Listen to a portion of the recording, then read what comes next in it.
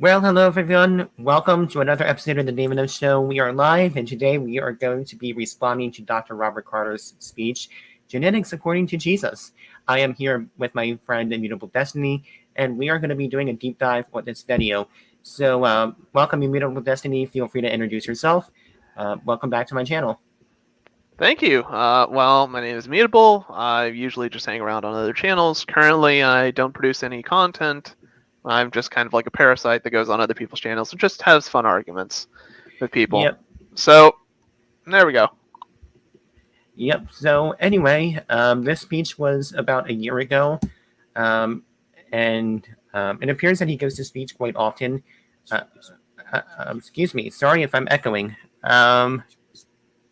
He gives his speech quite often, it looks like, because he gave his speech a couple weeks ago, but unfortunately I wasn't able to find a video for that, so we are going to be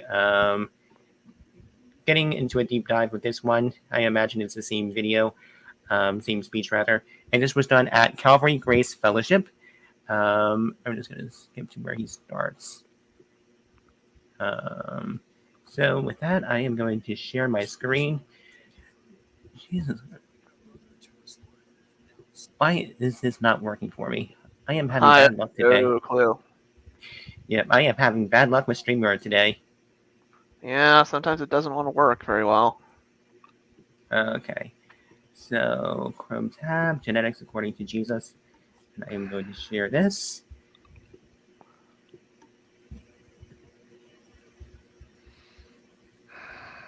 And we should be ready to go. Just let me know when you want me to stop and pause. Sure.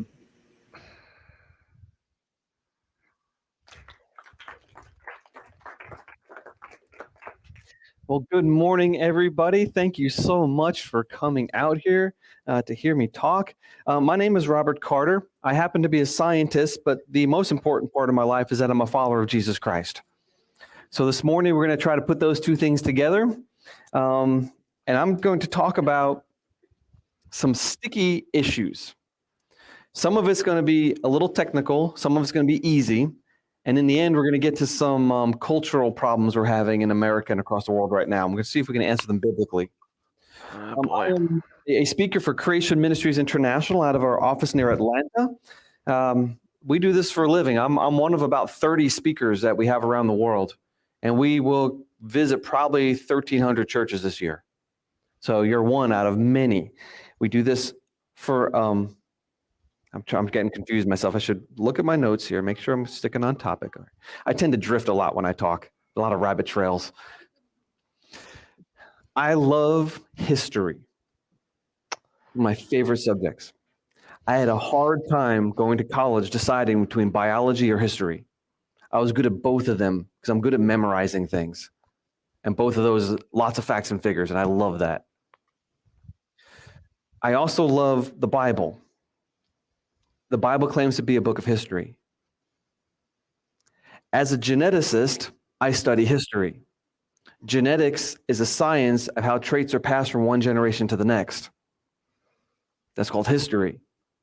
So I have a whole bunch of things that I love studying and a whole bunch of people telling me that half of what I believe is wrong. Can we put these two things together? Can we take genetics and the Bible and do this? Or will we run into such a giant conflict that we have to reject the Bible? All right. I actually want to stop right there and make a couple of comments real quick. So The answer is yes, there is a huge problem with genetics. And if you want to take the Bible hyper literally, you are going to run into huge problems. Humans emerged in Africa, not the Middle East. It's pretty clear that the most recent common ancestor, the mitochondria, most recent common ancestor was about 300,000 years ago, or give or take. And the Y chromosome recent common ancestor was about 60,000 years ago. Again, don't quote me on this. I'm probably off by a little bit. But the point remains. And by the way, genetics shows that there is no such thing as a global flood that killed off all but two of everything and 8 humans. We should see that in genetics, and we simply do not. So right off the bat, there are huge problems with genetics and a hyperliteral interpretation of the Bible. Yeah, I think so too. And I mean, it's not just a matter of like, can it like in the logical sense of like, can it work? It's a matter of what does the data show? Like, what does the data we've collected point to as a conclusion? Not like trying to make the data bend to a specific like religious ideology. Right, exactly. And what we should be doing as scientists is following the evidence wherever it might lead. The problem with Creation Ministries International and Answers in Genesis and all the other organizations is that they take the Bible as the conclusion and they try to find whatever piece of evidence to fit that conclusion, and no amount of evidence is going to convince them otherwise. And that is literally the definition of dishonesty. Well, and it's also starting off like with a bad like standard. I mean, if you're starting off with the standard, and they will start with the standard, like that the Bible can't be wrong, you're going to pull some interesting mental gymnastics to like to make that type of thing work, and it's going to like very strongly disagree with certain facts and data that we have about the world around us.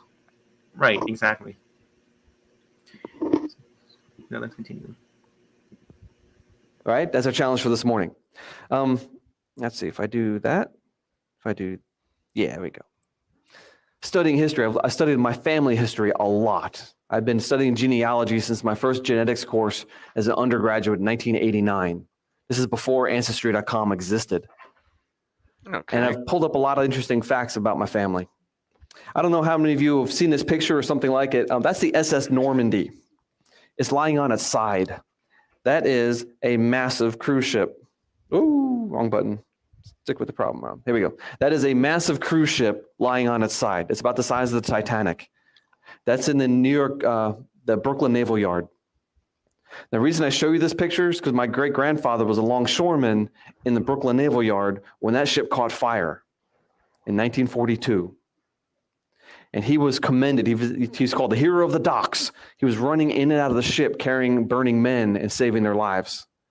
But while he did that, burning tar dripped all over his head and his back, and he got burned himself. In fact, he never worked a day as a longshoreman again. He spent the rest of his life as a cab driver in New York City. So it's a very blue-collar experience. I'm very proud of that man. Not far away from here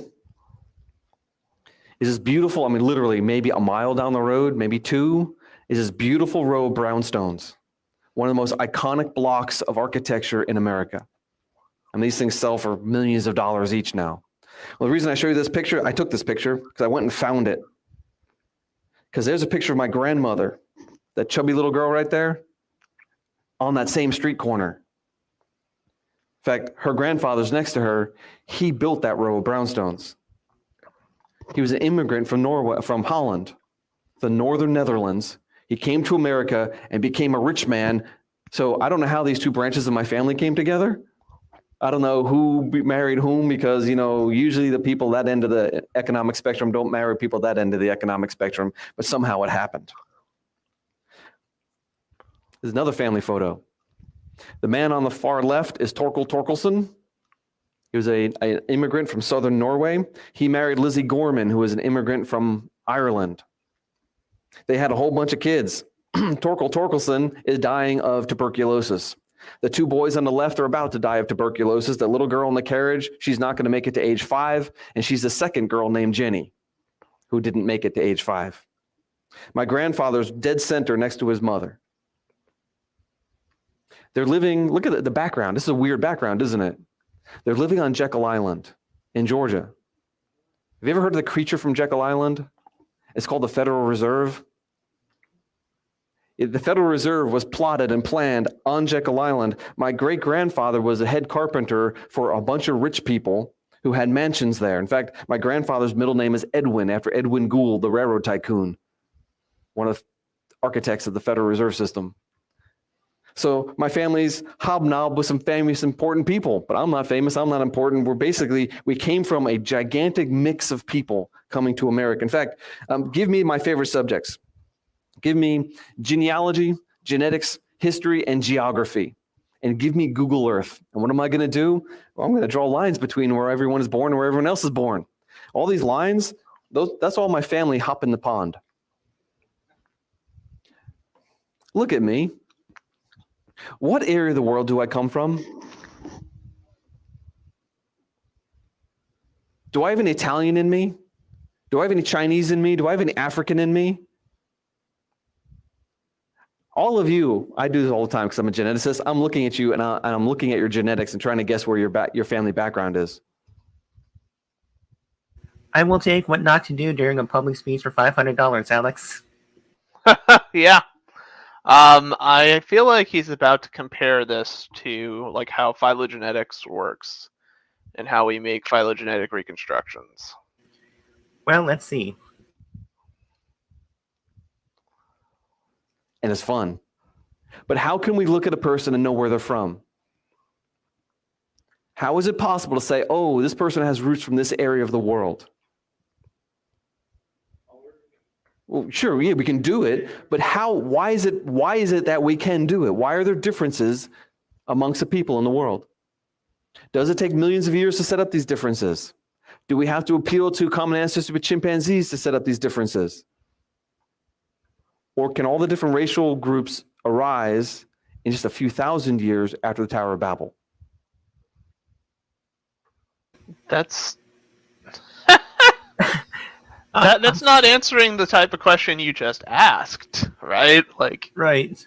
you're asking how can we objectively like make sense of this notion of like what he's not wanting to call like a race of like Right. how do we know like that certain people like descend from Africa or stuff like that.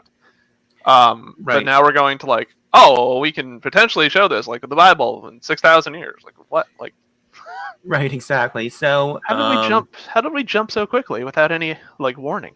Right, exactly. And the obvious answer to this question is no, you can't get all the differences in 4,300 years, especially if you want to say Homo erectus, Homo neanderthalensis, and all of these other Homo species are fully human that existed post-Babel.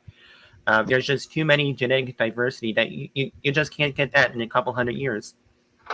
Unfortunately not. I mean, you can try, Right. but you're not Right. gonna. And everything would be severely inbred, so there will be a huge loss of genetic diversity. And I know some creationists want to argue that the inbreeding would have led to hypermutation, but the exact opposite is true. It would have led to an increase in homozygosity. Right. Right. So let's continue.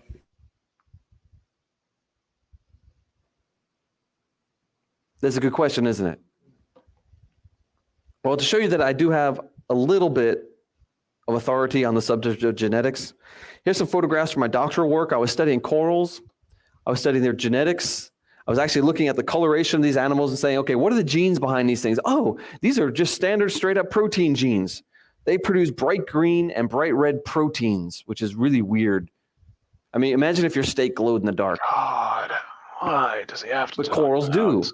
In fact, Hold on, what did he say?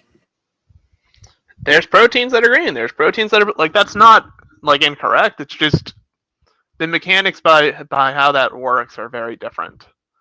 Like the process of like fluorescence for proteins is sophisticated. It's just I think he's oversimplifying the process. I'm sorry, that's just a nitpick on my part. Right. And yeah, he is oversimplifying it for a scientifically illiterate audience. under ultraviolet light, they're bright green or bright red or purple or orange. And so once I realized that those are protein genes, I stole the genes and I engineered them into these fish. So yeah, my background actually is in genetic engineering. This is my doctoral work. This raises a giant series of questions, doesn't it? Is this moral? Can we do this? Well, I actually found a guide for my work, and I found it right on the first page of the Bible. This is called the Dominion Mandate. This gave me a guide to my science. This is God talking to Adam and Eve. He says, be fruitful and multiply, fill the earth and subdue it. Have dominion over the fish of the sea and over the birds of the heavens and over every living thing that moves on the earth. So Adam and Eve were put on earth to have dominion, to be stewards of God's creation. As their descendants, we've inherited that responsibility. We need to take care of the things that God's given us. But to take care of something, you have to understand that something, right? You want to take care of your dog, you better know what your dog needs. But the pursuit of understanding is called science. So science is God-given, And science is important because it helps us fulfill what we're supposed to be doing in God's creation. Okay. So let's take the science of genetics and apply it to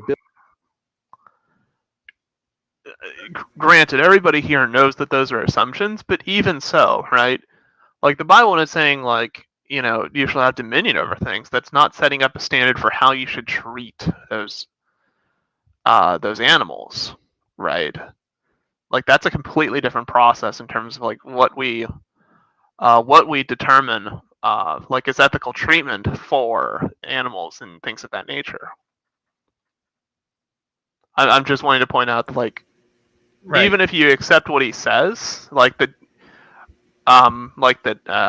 you know, we have dominion, like we have dominion over the animals. Okay, sure. That just means like we can like do things that we want to with them, but like the idea of like ethical treatment is a whole different other bag of worms. And like how that follows from this passage in Genesis is not clear.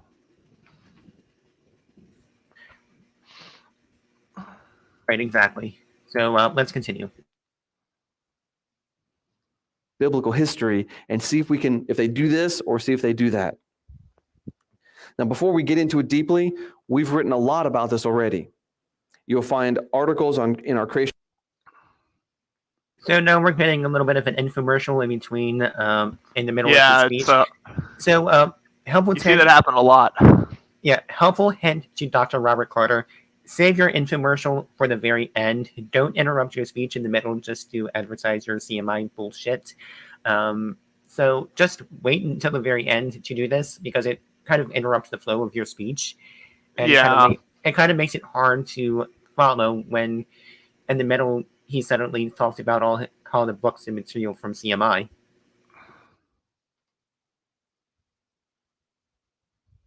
Magazine, you'll find a lot of articles on our website, creation.com.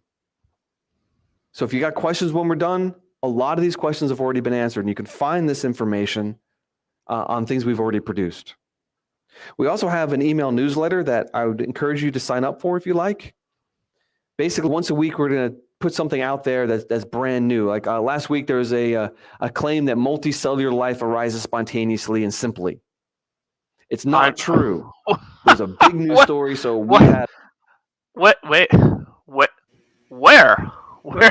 Who that's not a who in the scientific community that's not a creationist is making this claim? Yeah, exactly. I'm even in abio research, like that's not a claim that comes up. Like it's publicly acknowledged that like the emergence of eukaryotic cells, like which are very, very highly like complicated and sophisticated, those are like unbelievably hard to get. Like I think creationists think that we think that, but I don't know what source he's drawing upon that's making that type of claim, because if it's making the claim, it's wrong. Like just no doubts about it. Right, exactly. Had an article written within a couple of days, and we had sent it out to our people really quickly. So if there's something happening in the world and you want an answer, we'll send it to your email inbox real quick. So it's there. If you like it, we're going to pass those around, a sign-up form around. It looks like this. You don't have to sign up for it, but it's there if you'd like to. All right. Those can go around now, and I'm going to start talking about genetics. Before I get into it, though, I want to introduce you to a very famous person. This is Dr. Francis Collins. He ran the Human Genome Project. That man spent $3 billion.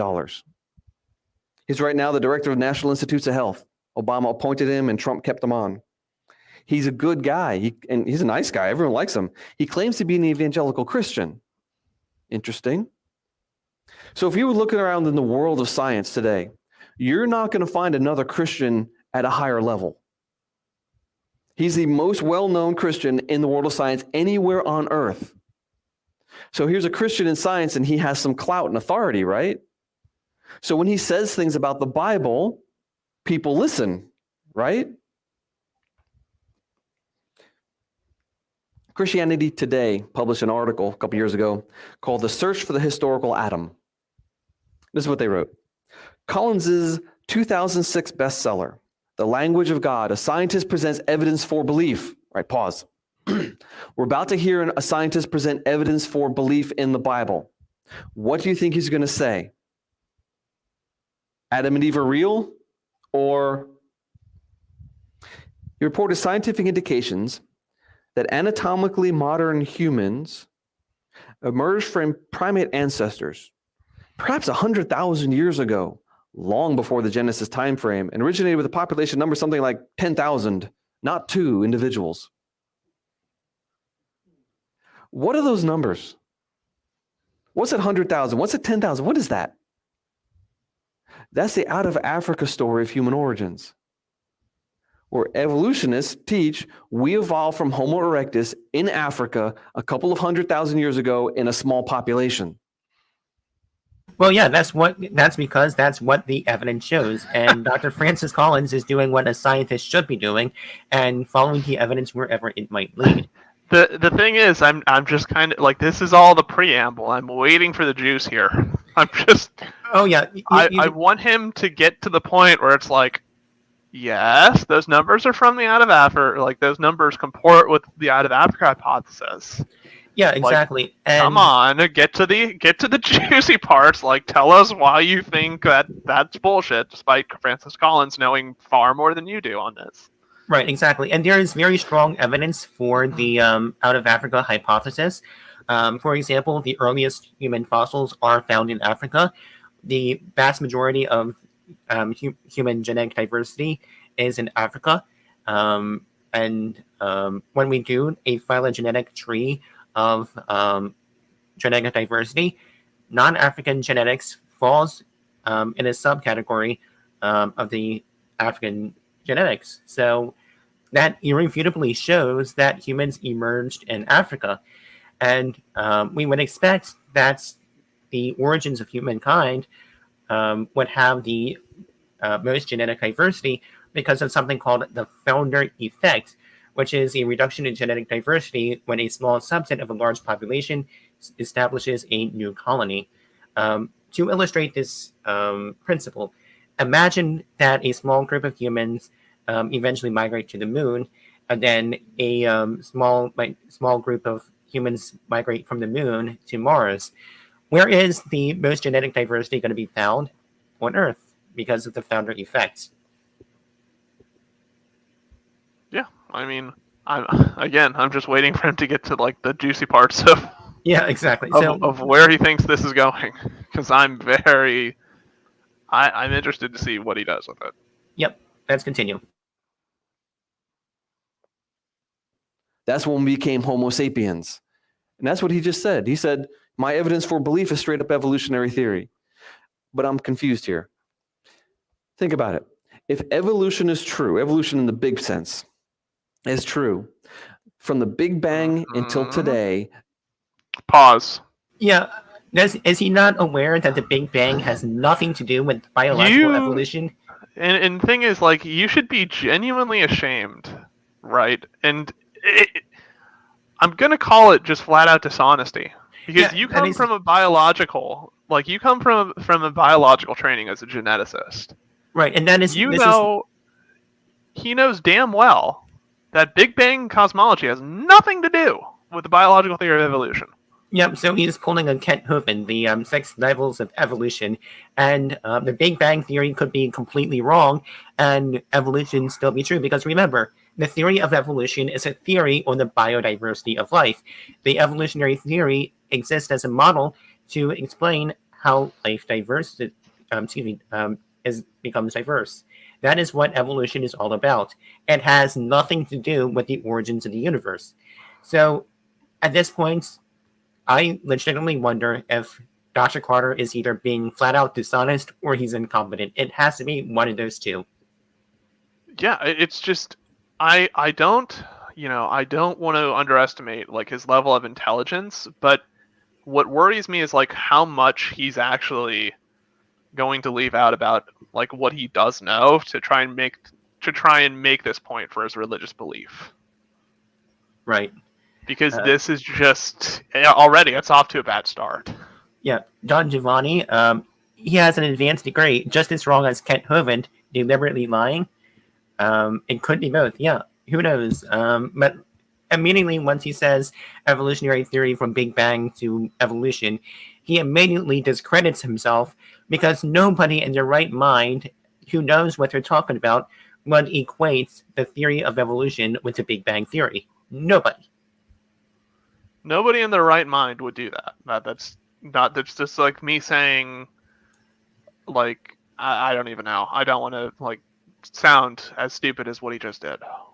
Right, exactly. Regius, I'll go with this honest and talking pointers from the YEC playbook. Yep, and I would agree with that. Probably. Yeah, exactly. So, yeah, let's continue because he gets into some really bad genetics.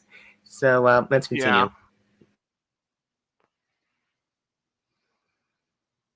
God is completely unnecessary.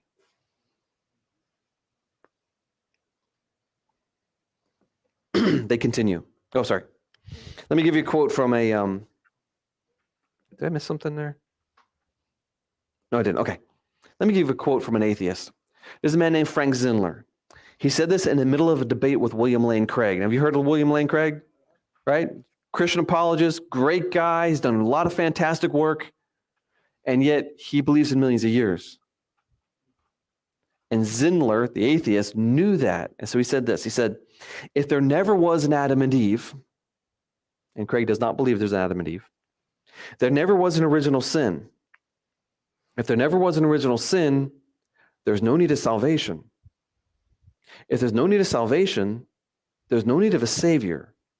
And I submit that puts Jesus, historical or otherwise, into the ranks of the unemployed. I think that evolution is absolutely the death knell of Christianity. Wow, what he's saying is this.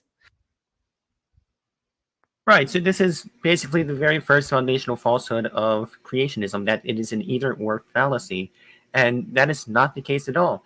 Now, he cites the Dr. William Lane Craig debates with Dr. Zindler, but let's actually read. I just wanted to read part of this because this is how Dr. William Lane Craig actually responds to this argument. I'm just going to read this rebuttal speech from him. So this is Dr. William Lane Craig. You remember at the end of my speech, I suggested that if Mr. Zindler is to convince us that atheism is true, he's got to first destroy the evidence for Christianity that I presented, and then give us a case of his own that atheism is true. Unfortunately, in his opening speech, he's declined to do either of those two things. Let's look at the definition. What is Christianity all about? I explicitly state that I'm not going to debate fine points of Christian doctrine. I'm defending what C.S. Lewis called mere Christianity. That is, the essential elements of the Christian faith that is agreed upon by all major representations of the faith, whether they be Catholic, Protestant, or Orthodox, and are encapsulated in the classic creeds of Christendom. Secondly, what about atheism? Well, I hate to correct him about his definition of atheism, but he's simply wrong. Atheism is not just the absence of belief in God. Let me turn to the standard reference work in the field of philosophy, the Encyclopedia of Philosophy. It quotes, according to the most usual definition, an atheist is a person who maintains there is no God, in contrast to agnostic, maintains that there is not known or cannot be known. Mr. Zindler has clearly confused agnosticism with atheism. The debate tonight is supposed to be over atheism, the proposition that there is no God. I invite him again to defend that point of view. I've come here to debate. Give me some arguments for atheism so that I can deal with them. I'm just going to skip down. So he's got to give us a positive case for why God does not exist. Now, he hasn't done that in this first speech. That first speech could have been given by a Hindu, Buddhist, agnostic, even a deist. There was nothing in that speech that denied the existence of God or even called into question. So again, I want to invite him in the next speech to give us some evidence for why we should think atheism is true. I'm going to see here.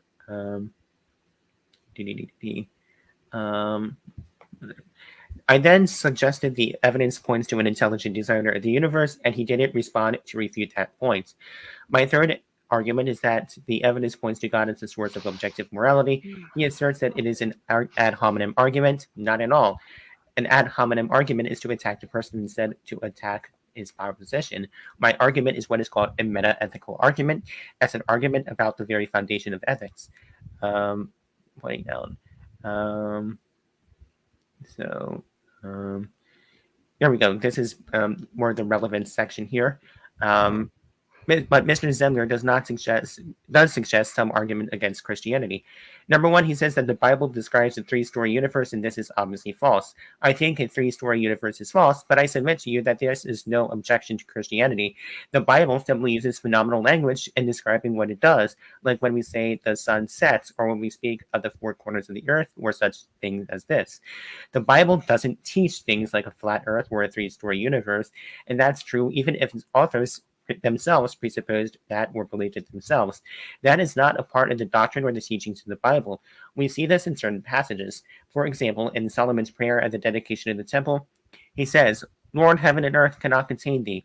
How much less this house that I have built. It's clear that for him, God is completely transcendent of the universe, or as the Apostle Paul says, in him we live and move and have our being. So God is not a resident in some sort of three-story building above heaven. What about biology? Well, again, I would simply deny that the Bible teaches as doctrine the things that Mr. Zendler claimed. When it speaks of the Holy Spirit or spirit possessions, the notion here isn't that these are literally God's breath. The notion here is that of incorporeality or immateriality. Think of it as the second commandment, which forbids the making of graven images of God or any kind of images of God. Why? Because God is not a physical being. He's not a physical object. He's immaterial, and therefore the use of things like inspiration, that is simply a metaphor.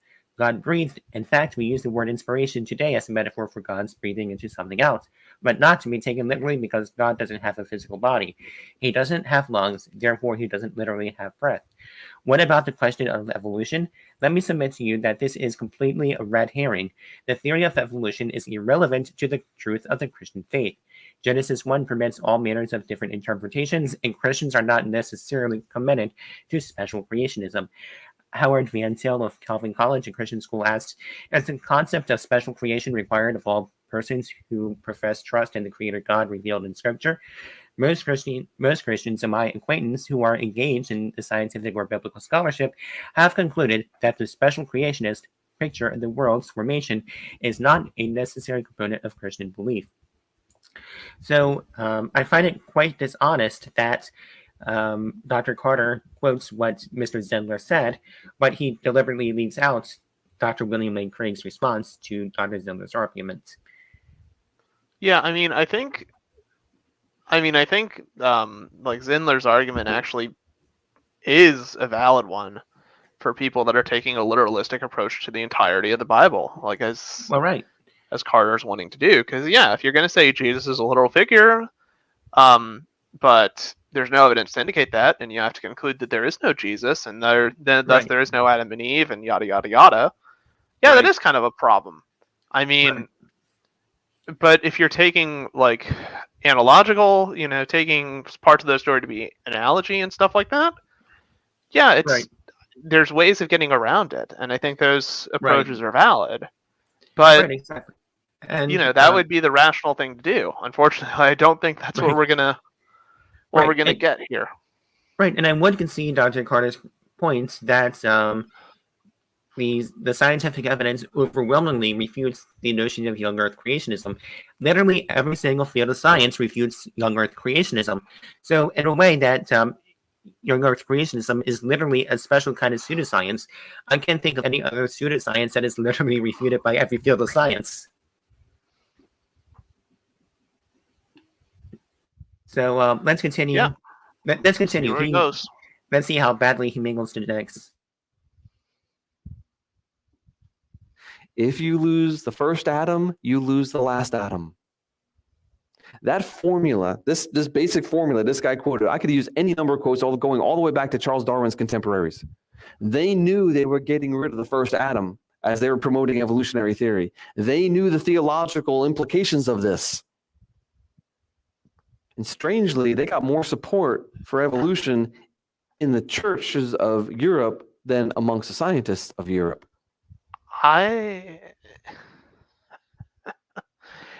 very curious to see like what the actual statistics are in terms of people's belief regarding Adam and Eve being like literal figures that in comparison to like types of figures that are like analogical or like tokens for people like in the society of ancient Israel, Right. like of ancient Hebrew societies.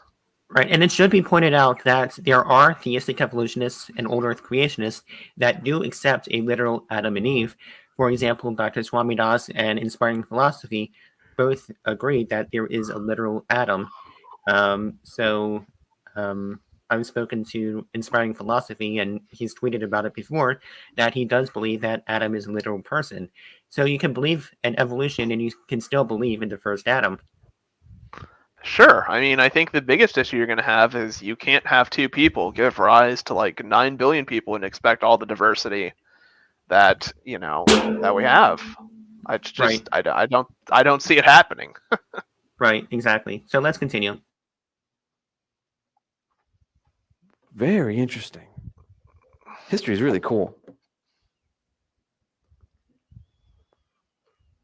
So let me ask you a question. Let's say Adam and Eve really were true. Let's do an end run around Francis Collins, and let's do it biblically. Let's see how far we can go. What would Adam and Eve have looked like? So tell you what, that is not Eve, and that is not Adam. These two beautiful people are at the opposite ends of the human color spectrum. That boy has as much melanin as human skin can possibly produce. That woman produces a lot of pheomelanin, red, and not much eumelanin, brown. Okay? But if Adam and Eve are their ancestors, these traits would have been put into Adam and Eve. A mutation or two might have happened. Maybe, she's got a broken gene and can't produce much eumelanin, and he's got a broken gene, he can't stop producing eumelanin. But the production of these things was already in Adam and Eve. If you added them together, you're going to get something in the middle. Here, let me show you something. This is a little...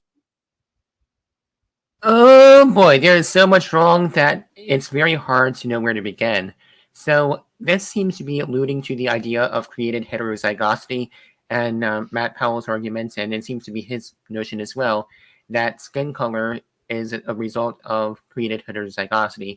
There are a lot of problems with this, and I am actually going to stop sharing this video, and I am going to share this PowerPoint with, now this comes from Dr. Kenneth Miller.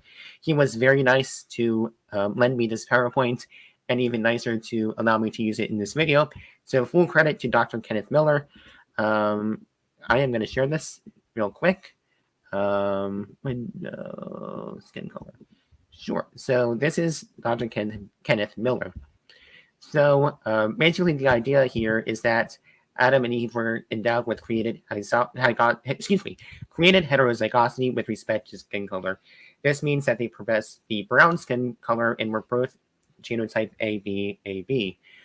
This is the genotype of the Middle East, and therefore humans originated in the Middle East and not in Africa. Lots of problems with that. Therefore, the out of Africa idea is wrong, and humans originated in the Middle East. So let's look at the first problem. The first problem is genetics. If we were to say that humans, that skin color is as a result of created heterozygosity, and that this was all blent in with Adam, then we can do what is called a Punnett square. A Punnett square basically is a tool that we can do to predict the outcome of an offspring, to predict the genotype of an offspring. Not all traits happen with equal probability, and that is what a Punnett square is all about.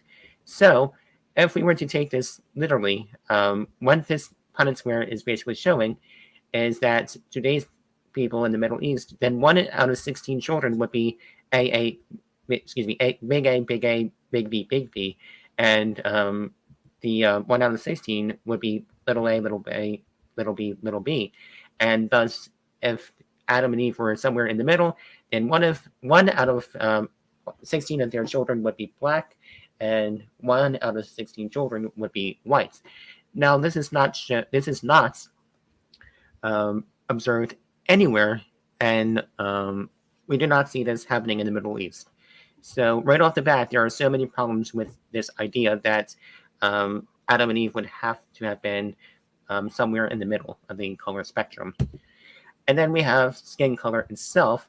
We can see that there is far more skin color and skin type that can be explained with just this idea of created heterozygosity. Actual skin color among sub-Saharan Africa is far more variable than that could be explained by a two-gene, two-allele system, as we can see right here. And then the problem with molecular genetics is that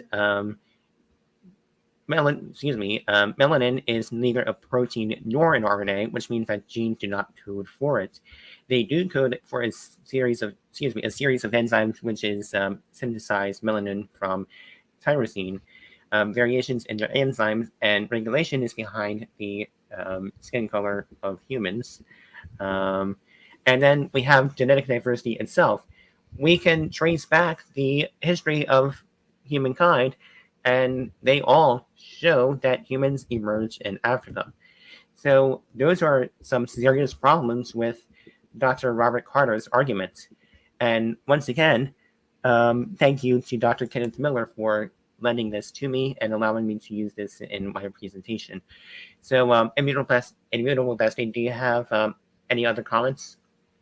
No, I mean, that pretty much nails it. I just wonder, like, when he was constructing this, if he was deliberately manipulating the fact that melanin itself isn't a protein. Like, Right. And what melanin is the product of, like, a very long series of, like, enzymatic reactions that produce melanin. Right, exactly. So his idea that Adam and Eve would have to have been somewhere in the middle is completely and totally wrong. Like, it's not even wrong. You really don't even know where to begin. Well, and it wouldn't be something that's heritable in the way that he's talking about. Right, exactly. Like the argument he's trying to make just falls in that case.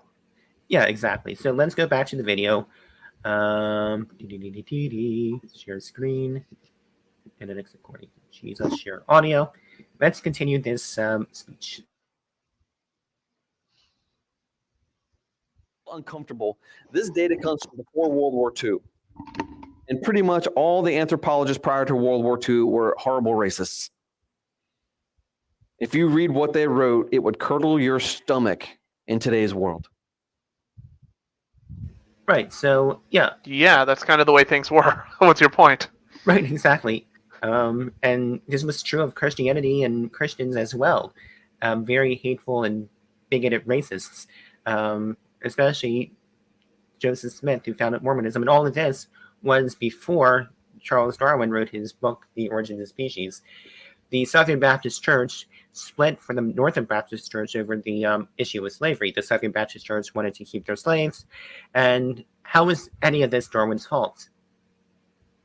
It isn't. I mean, for Darwin's time, he was actually like quite against, like pro-human rights. I mean, he wasn't like He was an abolitionist, if memory serves.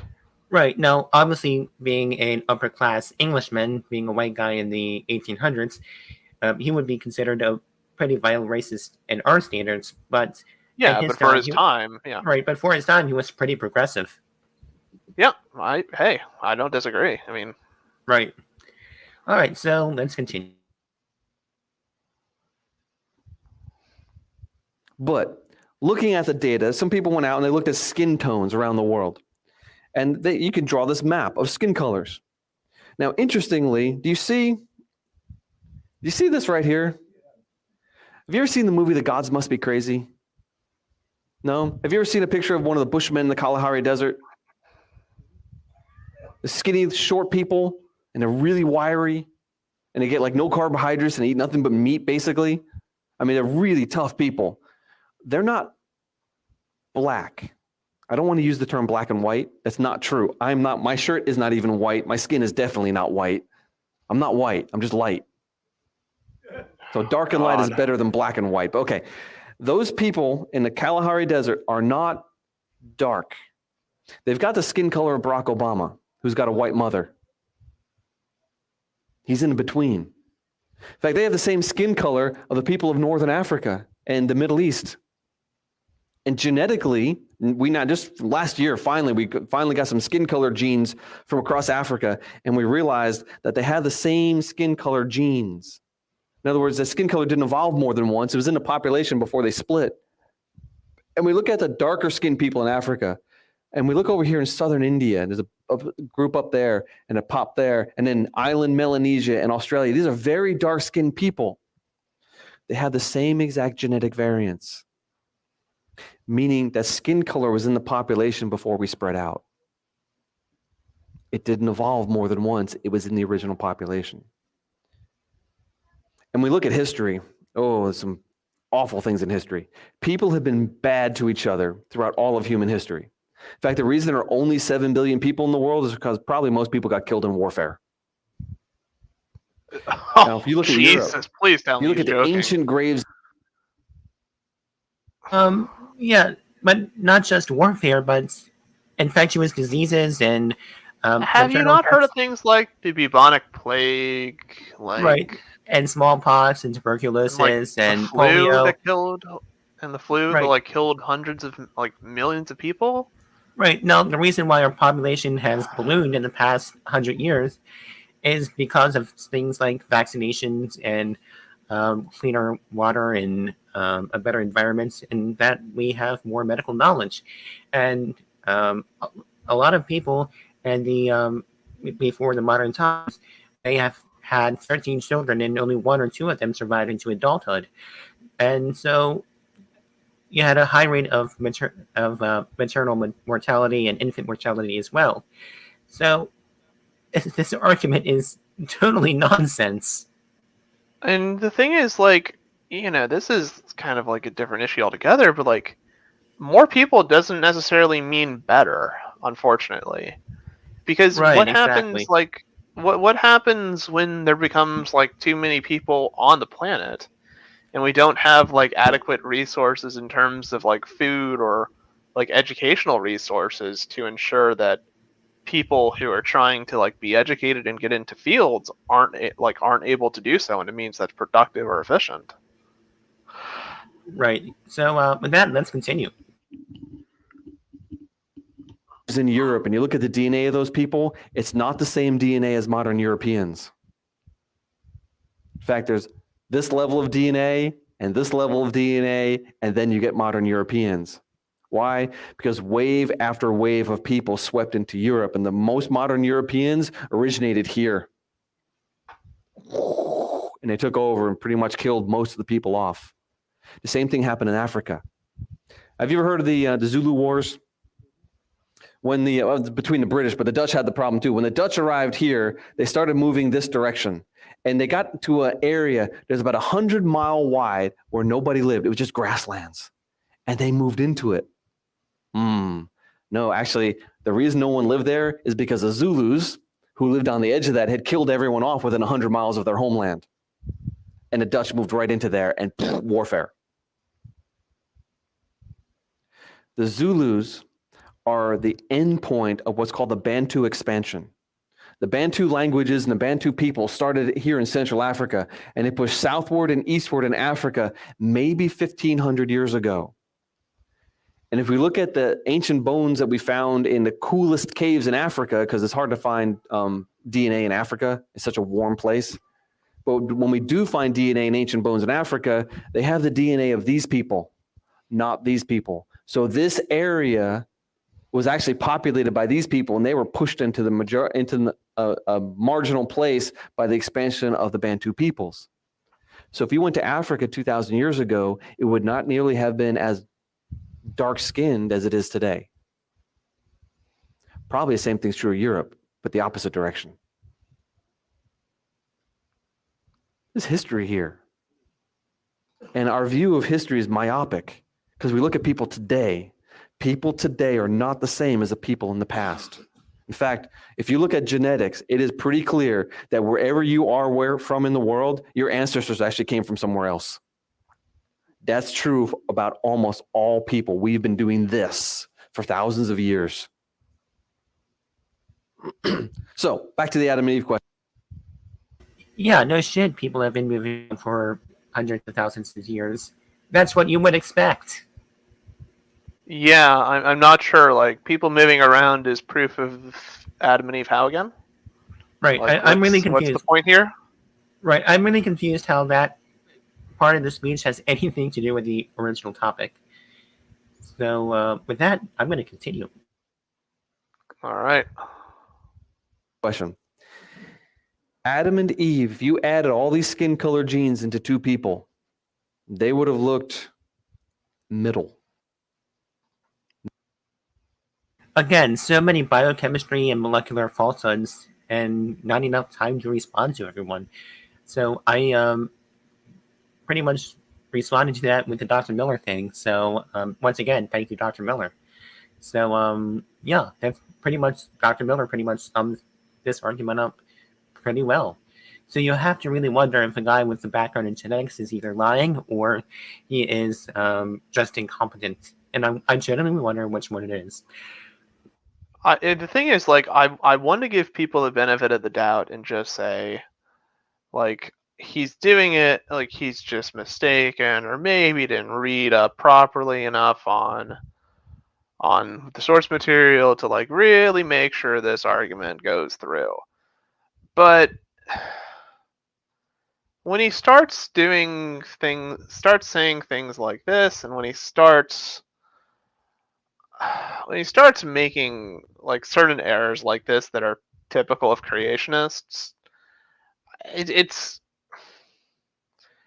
really hard to give him the benefit of the doubt and to say that, like, this is something more than just being dishonest. Right, exactly. Like, I don't know. It's hard for me to give him the benefit of the doubt and say, yeah, he's just. To me, it seems like he's being dishonest. He very well could be mistaken, but right. I severely doubt it. Yeah, I just think he's just being flat out dishonest and flat out deceptive. So with that, let's continue. Middle brown skin, brown eyes, brown hair. That right there can contain all the skin colors and all the hair and eye colors of all the people who've ever lived.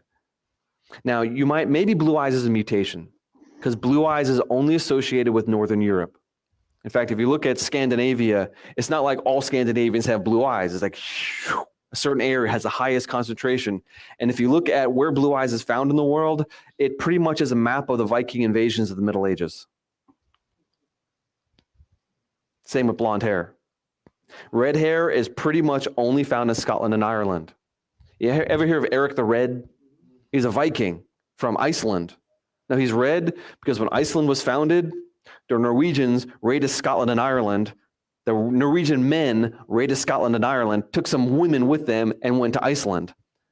So Icelandic Y chromosomes are Norwegian, and the Icelandic mitochondria are from the British Isles. There's a lot of red-haired Icelanders as a result. But where do races come from? Why do we have different people groups? My answer is inbreeding. Watch. This is a family tree. I published this in a journal. Yeah, inbreeding would lead to a loss of genetic diversity and would not be able to explain the amount of human skin color diversity. This is just wrong on so many levels. Yeah, and the thing is, inbreeding is supposed to cause, like, destruction. It's not supposed to create new alleles. So how is this working exactly? Right, exactly. And we According to have their model. Yeah, we do have highly inbred populations today, such as cheetahs. And what we see consistently in hyper inbred populations is that they are dangerously close to extinction.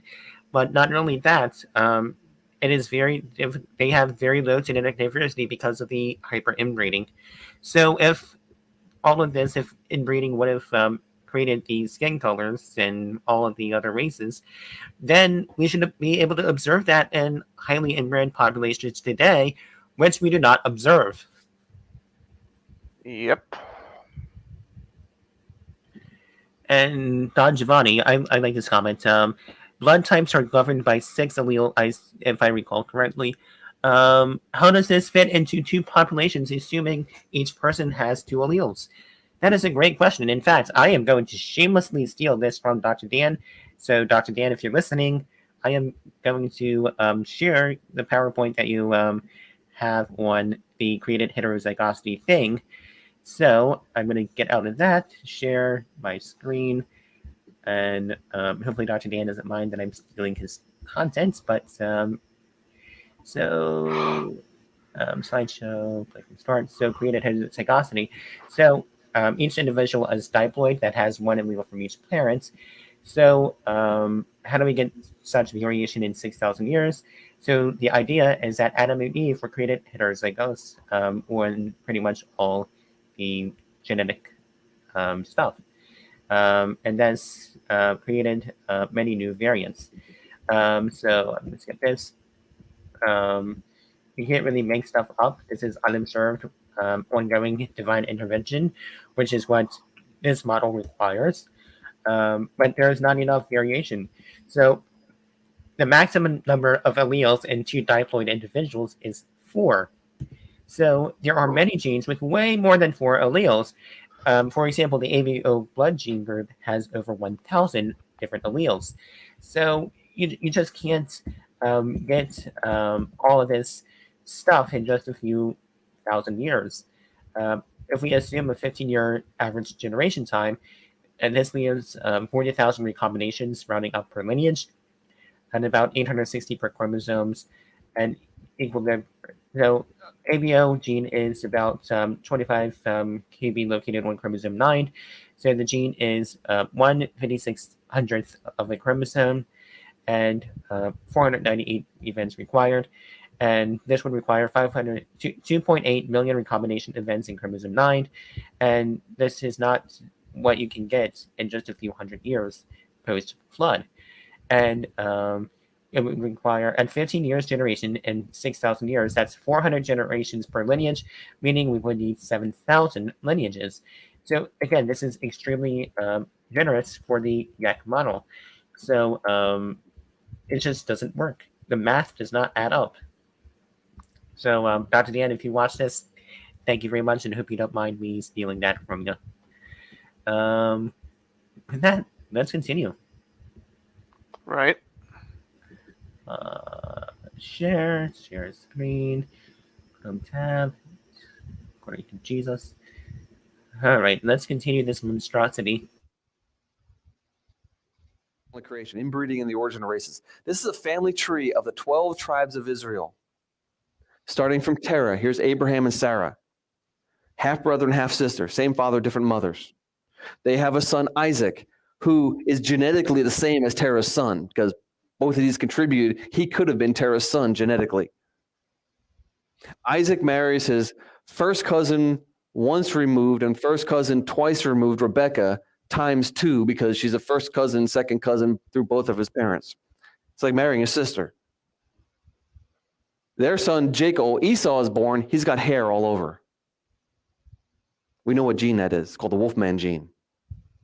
If he had that genetic variant, it only appears when you inherit a copy from your mother and father through inbreeding. Jacob marries Rachel, his first cousin. And Leah is first cousin. And second cousin, third cousin times 2 or 4 or whatever. By the time you get down here, you know how you have half of each of your parents' DNA. You know that, right? So you have 1/4 of each of your grandparents' DNA, and 1/8 of each of your 8 great-grandparents, 1/16 of each of your great-great-grandparents. Okay. By the time you get to this many generations, these people should have 3% of his DNA. But because he inherited that through so many different lines, they will have 22% of his DNA. 1/4. And because of the laws of genetics, about half of that, all the brothers and one sister, and I just remembered there's another sister mentioned that I forgot to write her name down, but there's Dinah up there at least. All these children will have 2 identical copies of about 10% of their genome. So if that part of the genome contains maybe the shape of the nose or the curliness of the hair or the height or the width or the weight or the skin color or, pick a trait, all of the brothers will share that same trait. So you can be walking down the street and be like, oh, there's an Israelite. You can pick them out of a crowd. This is a massive amount of inbreeding. But you know what? It happened in all of your families in history.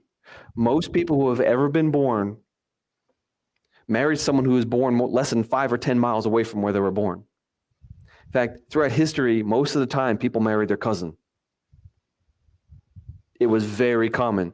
Charles Darwin married his cousin, and all of her brothers and all of her sisters married first cousins. Today, it's a problem. In Great Britain, most of the birth defects and developmental abnormalities of children in their health system are from Muslims. Because the Muslim tradition is to marry a first cousin, and it is arranged when the children are still babies. They do that to keep money and property in the family, so you don't lose it. You can keep control of it. It's practical reasons, but genetically, it's a disaster because we're too far along in history to do this anymore. So how is this helping your case exactly? But how is this helping your case, right? Because supposedly, right, Adam and Eve are the only two human beings on the planet. They're going to reproduce. But so to some extent, right, like Noah and his wives also have to be fairly closely related to each other too. How is this helping you in terms of like getting all the genetic diversity and like novelty that you're finding in populations? Am I the only one like that's lost on this? Yeah, I'm pretty lost as well. Like you're arguing effectively against your own point. Like, oh, it's bad for first cousins to marry each other and to fucking have kids. Okay, how is this different from what the Bible is proposing, like with Noah and Noah and his sons and their wives? Right, exactly. It just does not make any sense whatsoever. I mean, the only way he's going to get around that is saying like, oh no, like Noah and his Noah's sons and their wives like are really different in terms of their DNA. How does that work? Are there other humans we don't know about, or what's... Right. And we've been going on for over an hour now, and we're only 25 minutes into this video. So this might need to be separated into like a part 2 or something, because good lord, this is just... Right, exactly. So perhaps we could start wrapping things up. Maybe go a little bit further, and then... I would say let's go 5 more minutes into the video, and let's see how much we can do in 5 minutes worth of time of the video. That way it's at the half point. Right, and then we can do part 2 tomorrow. Yeah, because this is just... I don't... Maybe he's going to explain it, but like I'm just very curious to see where he's going with it. Right. So we're going to be going for a little bit, about 5 more minutes, so we're almost finished. Can you marry your cousin? Is that legal? No. But is it biblical? Sure. Adam and Eve's children, brothers and sisters, would have had to have married each other. There was no one else to marry. After the flood, Shem, Ham, and Japheth's children would have had to have married each other. Cousins would have had to have been marrying cousins. In fact, brothers would have been... So I just am generally curious. We have Adam and Eve. The point.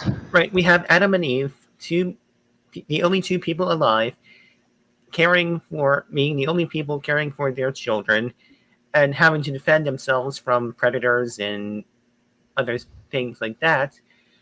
Like, you just can't. I just can't wrap my brain around it. And I am very interested to see like the mental gymnastics that are going to occur to try and rationalize what like what he has to rationalize, because it's genuinely astounding, the stuff that he is saying. Yeah, because he's said as much already, that like, yeah, inbreeding's a bad thing. But now, with inbreeding in the Bible, yeah, it's going to give us like all the diversity in the fucking universe. How the hell? Right. What? How? Right. And if we assume that, like, obviously inbreeding leads to a loss of diversity and increases homozygosity. So by the time we get to Noah, everyone would have been so highly inbred that most of the people would have been homozygous.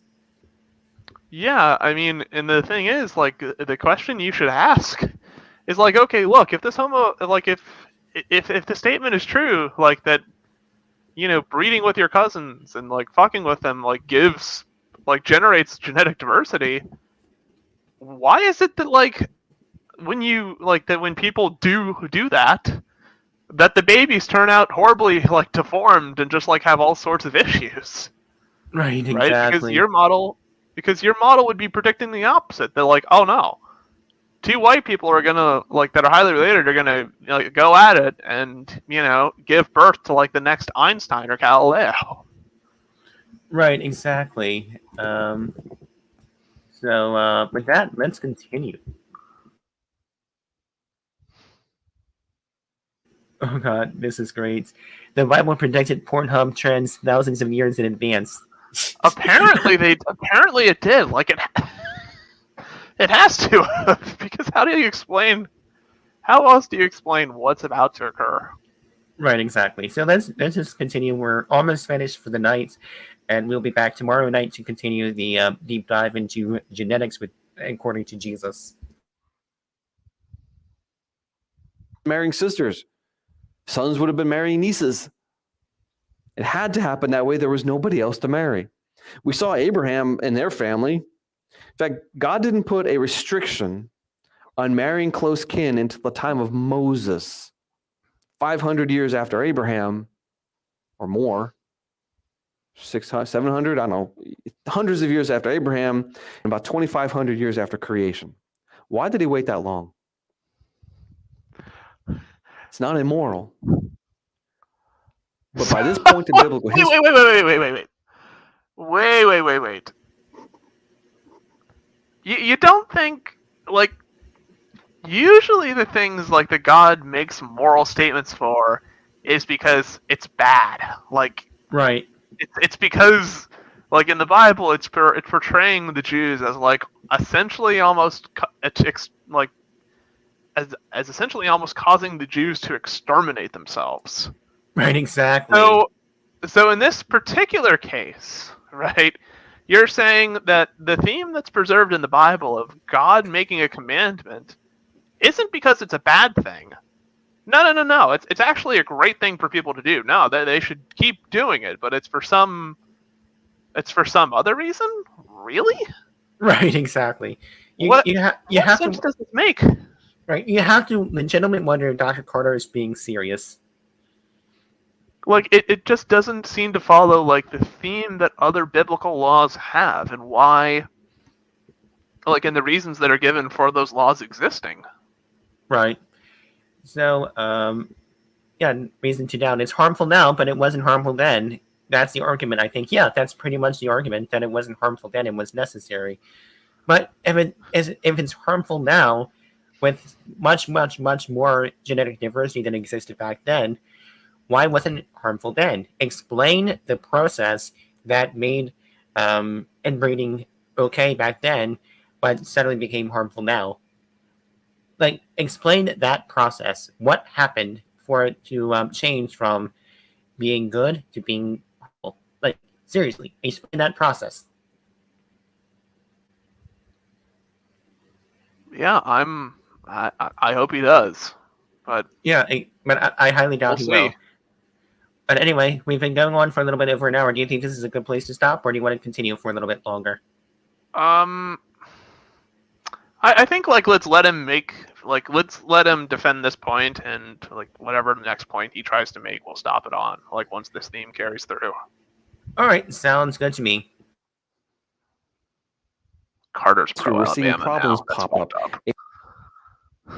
I'm sorry, what was that? Carter is pro Alabama now. You're fucked up for that, but that's very true. Oh, Jesus, God, you fucked up. Welcome to Alabama. Alabama, everybody here's maybe somebody else's cousin. Howdy, neighbor. God.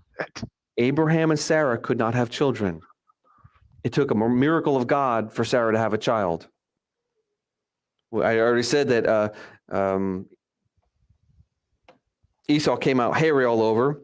Isaac and Rebekah had problems having children. Jacob and Rachel had problems having children. Rachel died in her second childbirth attempt. Leah had weak eyes. We don't even know what that means, but she had a problem and nobody wanted to marry her. In the time of David, later on in David's life, Goliath is killed when David's a young man, and later on in David's life, there's a passage where there are all these people called the sons of the giant, and in single combat, each one of them is getting killed by a Jewish soldier. So bam, bam, bam. There's this whole list of them, and one of them has 6 fingers on each hand and 6 toes on each foot. It's called polydactyly. That trait only appears through inbreeding. Some scientists are studying polydactyly.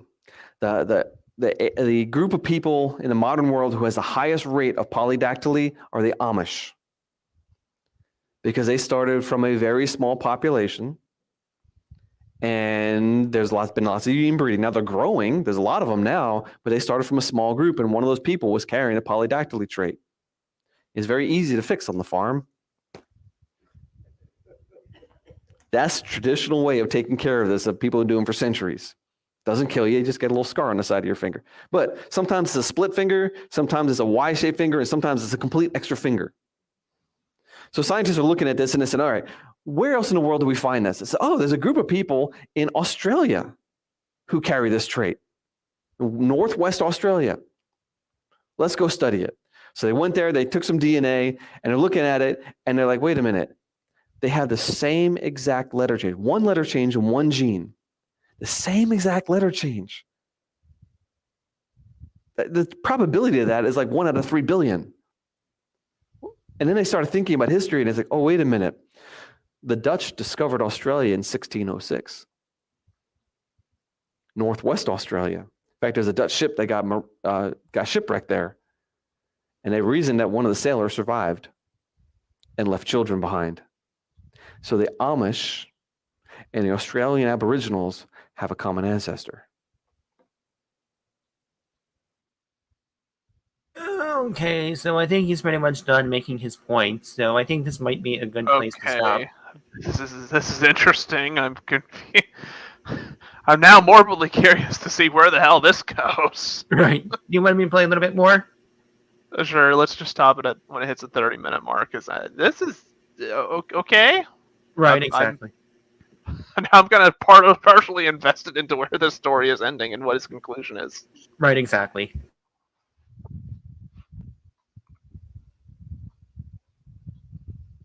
Wait a sec. What's a race? Oh, for fuck's sake. If that's true, you can't look at someone and say, oh, you're one of those. Because wait a minute, we had the same grandfather. And you'd never know it. You've probably seen something like this. This is the Out of Africa story. By the way, even though they're beating us over the head with the Out of Africa story for a couple of decades, it's going by the wayside now. Really? Citation fucking needed. I'd be very curious to see where, like, if that's true, like in modern literature, and if so, like where he's pulling that from. Right. Who is saying that the out of Africa hypothesis is going by the wayside? I read the scientific literature, and I have not seen any major papers as of recently that challenge the out of Africa hypothesis. Because the out of Africa hypothesis is incredibly well supported by genetics and fossil record. Yeah, I'm not a geneticist. I'm not like I might become one later on in my life. Like I'm not overly familiar with it, but if the experts like are saying it's well supported, I have good reason to trust that there's good reason for it. Right, because they obviously know what they're talking about. So with that, let's just continue. We have probably a couple more seconds left of this, and then we'll be done. Yeah, because this is just... I should have expected it to be like a lot of nonsense going into this, but okay. Right. Yeah, it is almost painful to listen to this. Yep. Archaeologists are challenging the geneticists. In archaeology, they're finding modern humans all over the world into evolutionary date earlier than we supposedly evolved in Africa. And so everything's up in the air now. We don't even know what we're doing anymore. But for a long time, they said this: we evolved in Africa, and this is the mitochondrial DNA. This is a piece of DNA you only get from your mother. And We evolved in Africa, and then a small group left Africa and spread around the world. Let me tell you this. Let's say it this way. Ignoring the starting point. As soon as you leave Africa, we are expanding across the world in small people groups with one Y chromosome and only a few mitochondrial lines into uninhabited territory, and even for the evolutionist, in the recent past. Every one of those is a direct prediction of the Tower of Babel account. I'm confused. I'm sorry. Where in the Tower of Babel does it say that? Exactly. Wouldn't actually, like, with the Tower of Babel, wouldn't there only be like one mitochondrial DNA line? Because Right, exactly. Like, and you got to remember a couple important things. The Tower of Babel is supposed to be only 100 years post-flood. There would not be enough people alive to build a Tower of Babel, especially if you want to say that this is in the middle of a fucking ice age. yeah, let alone the fact, like, that you're not going to have enough people that have, like, different haplotypes. Like, that's not consistent with what you're proposing. Exactly.